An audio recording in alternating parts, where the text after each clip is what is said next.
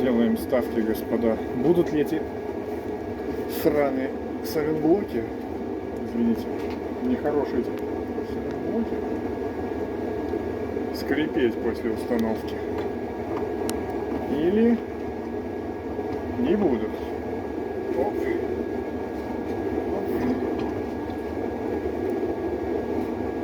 Пей, гад. Т3 передние сайлентблоки. В чем же косяк?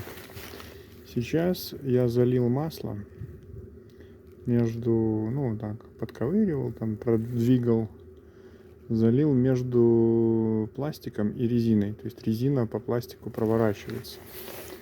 И так я буду устанавливать. Причем качество пофиг, патрон одинаково ходят, что дорогие, что дешевые. А вот сайлентблоки дорогие. Год назад поставил на сухую. Смотрим. Вот он зажат, этот болт.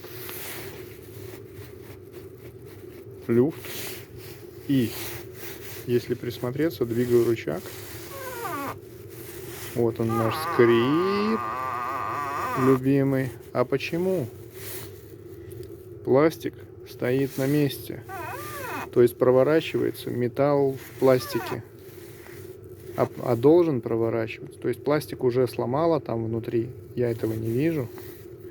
Но я слышал, потому что из этих 4 новых сайлентблоков один у меня пошел в мусорку новый. Там сразу же, пока я пытался смазать, провернулся пластик по металлу, а не резина по пластику.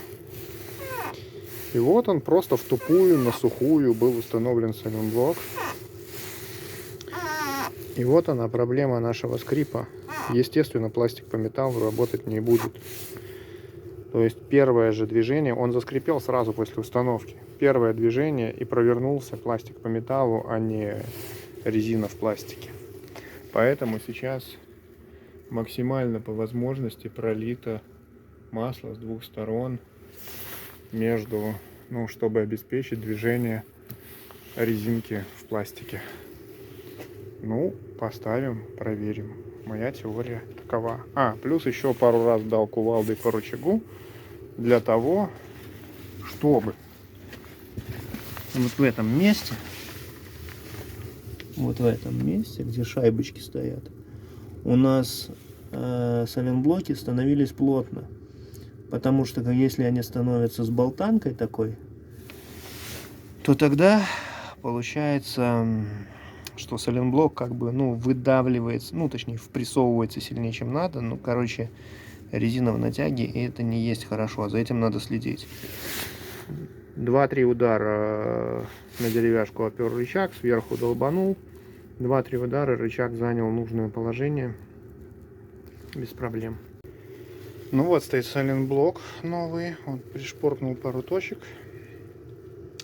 пролитый, который я проливал маслом перед установкой. И вот я двигаю.